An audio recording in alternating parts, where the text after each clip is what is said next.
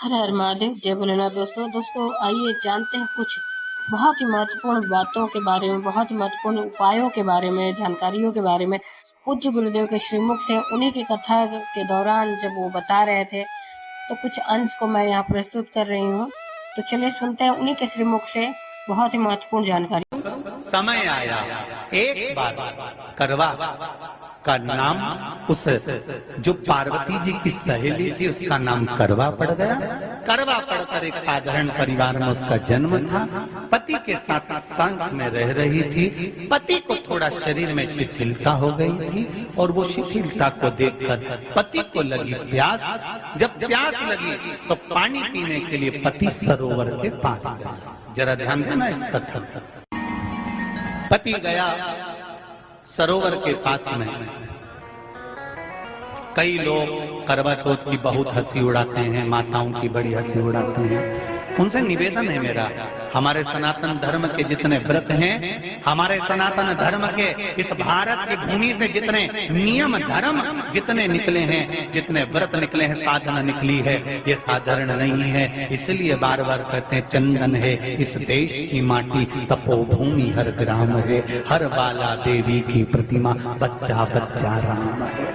कोई साधारण नहीं, कोई अब पार्वती जी की वो सहेली का नाम जन्म लेते लेते लेते लेते एक बार करवा पड़ गया। पति थोड़ा सा शिथिल था, शरीर में थोड़ा रोग हो गया था। पानी पीने के लिए सरोवर पर गया। सरोवर में जैसे पानी पीने के लिए गया, एक मगर ने उस पति का पांव पकड़ लिया। करवा पार्वती जी की सखी थी, जन्म लिया मृत्यु लोक में, नाम करवा पड़ गया। करवा चतुर्थी का व्रत करने से अखंड सौभाग्य हो जाता है। मात्र पार्वती जी की सहेली का व्रत। करवा गई, करवा ने देखा कि मेरे पति का पांव मगर ने पकड़ रखा है, और करवा शिव की उपासक थी। करवा शंकर की उपासक, और शंकर भगवान से ज्यादा करवा माता पार्वती जी की उपासक थी, क्योंकि पार्वती जी की सहेली थी।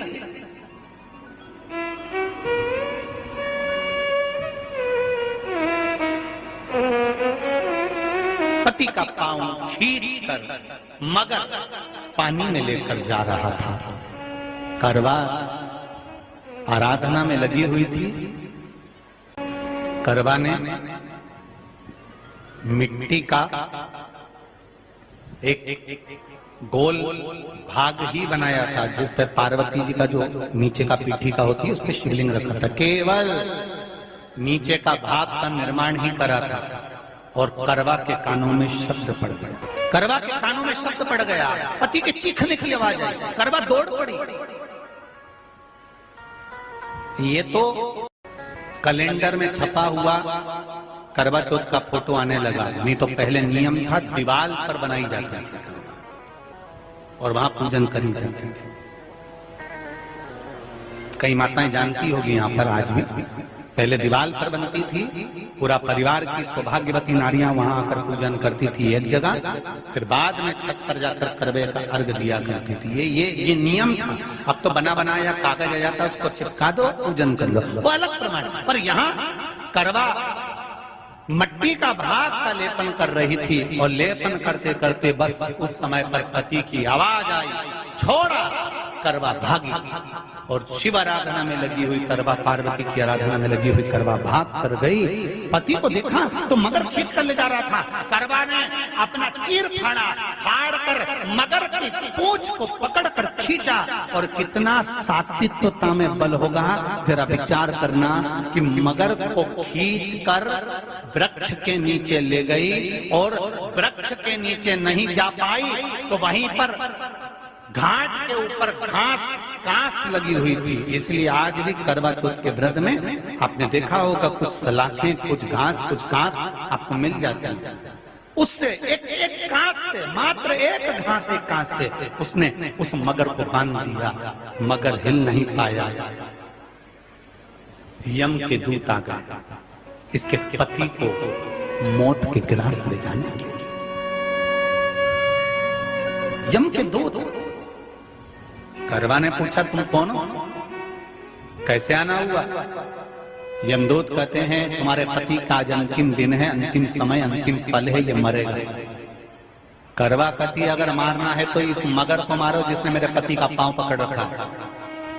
प्राण छोड़ना है तो इस मगर के छोड़िए, मेरे पति के तो प्राण आप ले जा नहीं सकते। करवा, हम अपने नियम को नहीं बदल सकते।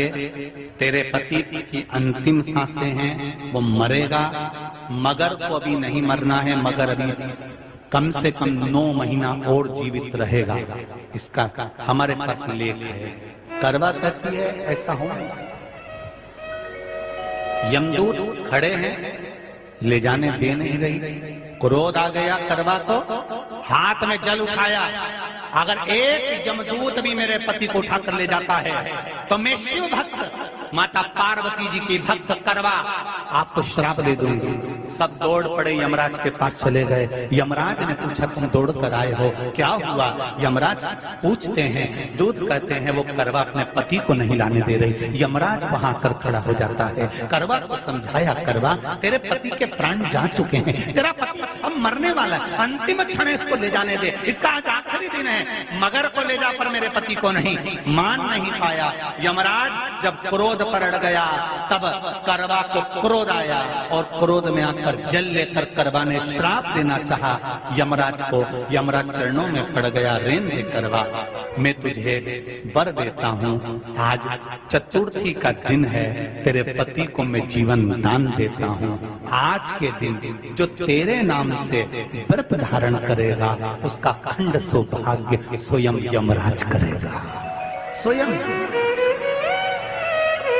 ये वो करवा चौथ का व्रत है, इसलिए करवा चौथ के उद्यापन में लिखा है,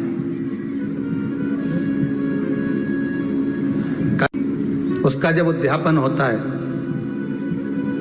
तो एक थाली में 13 जगह पर 4-4 पूड़ी रखी जाती है। आप लोगों को तो मालूम होगा, आप लोगों ने करा होगा करवा चौथ का उद्यापन। एक थाली में 13 जगह पर पूड़ी और सीरा, सीरा मतलब हलवा रखा जाता है। और रखने के बाद में उसके ऊपर एक पत्तल रखकर उस पर सुहाग का वस्त्र, साड़ी, 5 वस्त्र, सुहाग सामग्री सब उस पे रखी जाती है। और रखने के बाद में हाथ में कंकु, चावल, हल्दी लेकर, संकल्प लेकर उस थाली पर से घुमाया जाता है। कामना करी जाती है, हे चौथ माता, हे करवा चौथ, हे चतुर्थी माँ, मेरे जीवन में मैंने आपका व्रत करा है, मेरे इस व्रत को स्वीकार करना, मेरा सौभाग्य का, मेरा मांग का सिंदूर, मेरी भाल की बिंदी, मेरे हाथ का चूड़ा, मेरी पाँव की बिछोड़ी, इसको अमर करना माँ। और जो ये वस्त्र मैं दे रही हूँ, इस वस्त्र को मैं जो प्रदान कर रही हूँ चौथ माता, इसको स्वीकार कर कर मेरी भी चुनड़ी को लाल बनाए रखना। तब उस साड़ी को, उस वस्तु को, उस सामग्री को उठाकर घर की वृद्ध सास को, जो घर में सासू होती है, उसको दिया जाता है। सास नहीं हो तो किसी सौभाग्यवती नारी को दिया जाता है। उसके बाद में आप फिर ब्राह्मणों का भोजन कराओ, बड़े प्रेम से बुलाओ और ब्राह्मण ब्राह्मणी का भोजन कराओ। अब आज के जमाने में जो करवा चौथ का उद्यापन होता है, उसमें जब समाज की माताएं उद्यापन करती है तो केवल स्त्री को भोजन करा देती है, पुरुष को नहीं कराती। पर करवा चौथ के उद्यापन में लिखा है कि ब्राह्मण का भोजन होना चाहिए, उसके साथ सौभाग्यवती नारी आए, उसकी पत्नी। पर अपन ने तो सोचा कि चौथ माता का उद्यापन है तो केवल स्त्री को खिला दो, उद्यापन का पूर्ण फल मिल जाएगा। नहीं, उसका सुख नहीं और देने का भी फल है महाराज। करवा चौथ का उद्यापन करो तो भोजन करने उसको बुलाओ जो अपने घर का हो, उसको उद्यापन में नहीं गिनो। अपने घर के लोगों तो वैसे ही भोजन करेंगे, घर का व्यक्ति तो वैसे ही भोजन करेगा ना, पर अपन ने उन्हीं को गिना। ने हमारी बड़ी जीजी के गिन लो, ने छोटी जीजी के गिन लो, ने भांजी के गिन लो, ने उसके गिन लो, ने उसके गिन लो, ने 13-14 ऐसे इकट्ठा कर लिया। ये सब ये अपने इकट्ठे हो गए, ये तो अपने हो गए। ये तो तुम उद्यापन करोगे तो घर में इनको तो जिमाना ही पड़ेगा क्योंकि तुम्हारे रिश्तेदार हैं। दूसरे को जिमा कर जब हम दान देते हैं, दान उसको लगता है जो दूसरे को दिया गया। कई लोग कहते हैं हमने बहन बेटी के दे दिया, तो बहन बेटी क्या दान लेती है? किस पुराण में लिखा है कि बहन बेटी दान लेती है? हमको वो भी बताना कि बहन बेटी दान लेती हो, क्योंकि बेटी तो खुद कन्यादान में जाती है। बेटी का कन्यादान होता है, वस्तु का दान नहीं। बेटी खुद दान में दी जा रही है, कन्यादान में। बेटी कभी दान नहीं लेती महाराज, बहन बेटियां कभी दान नहीं लेंगी। और बहन बेटियों को कह भी देना चाहिए, अगर भाभीयों बोले कि हमने जीजी को दान, है दान मान नहीं ले रहे हैं, देना हो तो ठाठ से हमारा हक दे रही हो। हम साल भर में आते हैं तो राखी पे साड़ी दे रही हो, ये हमारा हक है, क्योंकि हमारे मकान में रह रही हो, हक दे रही हो, दान नहीं। दान देना है तो पंडित जी के दो, दान देना है तो ब्राह्मण को दो, गौ माता को दो।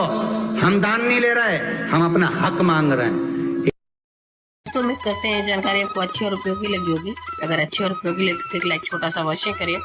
आप पहली बार मेरे चैनल पे आए तो मेरे चैनल को सब्सक्राइब करिए, बेल नोटिफिकेशन अवश्य दबाइए, जिससे आने वाले वीडियो आपको समय से प्राप्त होते हैं। दोस्तों कोई भी प्रश्न या सुझाव कमेंट बॉक्स में लिख सकते हैं।